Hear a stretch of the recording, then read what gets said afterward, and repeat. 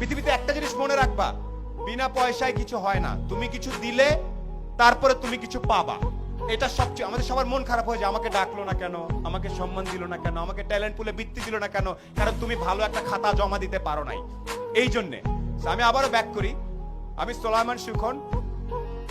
আমার কৈশোর পর্যন্ত 16-17 বছর পর্যন্ত ঈদে যদি আমি প্যান্ট নিতাম তাইলে আমার ভাই জামা নিতে পারবে, এইরকম পরিবার থেকে আমি উঠে আসছি। আমার বাবা ছিলেন আর্মির একজন সার্জেন্ট, যেটাকে আমরা হাবিলদার বলি। আমরা ছিলাম 5 ভাই বোন।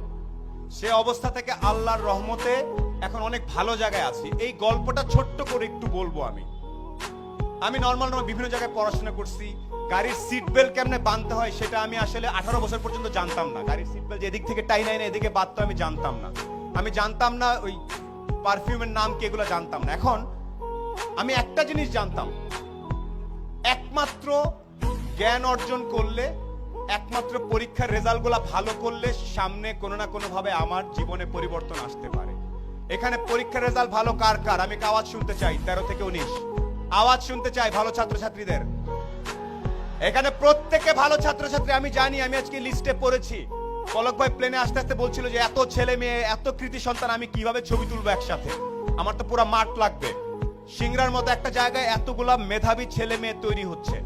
একটা সাজেশন তোমাদের সবার প্রতি, যারা তরুণ, এখানে যখনই চিন্তা করবা, এনি টাইম, তোমার বয়স 14, তুমি একভাবে চিন্তা করবা যে আমি, আমার বয়স 14, নিউ ইয়র্কের একটা 14 বছর, আমেরিকার একটা 14 বছরের ছেলের সাথে যদি আমি 1 ঘন্টা কথা বলি, ও জিতবে নাকি আমি জিতবো, এই স্টাইলে যদি যেতে পারো তাইলে তুমি একটা কিছু হওয়ার চান্স থাকে। না, অনেক আগে বলতে পারবো না ভাই, কেন আমেরিকার ছেলেটা কি দেখে, ও যা দেখে তুমিও তাই দেখো। ইন্টারনেট আছে না, আমি তোমাদের শেখ কামাল ডিজিটাল ল্যাব দেখে আসছি। আমি জানি এই আমতলা ইন্টারনেটের কারণে ছেলে পেলে এসে বসে বসে কাজ করে, আমি জানি এটা। আমেরিকার ছেলেটা যে ইন্টারনেট ইউজ করতেছে, তুমি একই ইন্টারনেট ইউজ করতেছো না? কে কে আওয়াজ? না ভাইয়া, আমি তো ইন্টারনেটে খালি গান দেখি আর একটু ফেসবুক করি, তাইলে হবে না। আবার একটু বলি কিছু কিছু বেসিক জিনিস।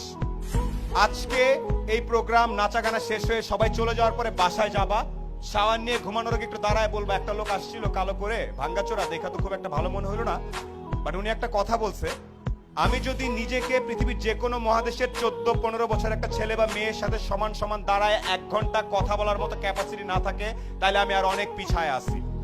এই সাহস কার কার আছে? আমেরিকার একটা ছেলের সাথে 1 ঘন্টা, আয় বাবা তোর সাথে আলাপ করি, আয় তোর একটু চলন বিলের স্টাইল শিখায়, আয়, এটা কে কে করতে পারবে?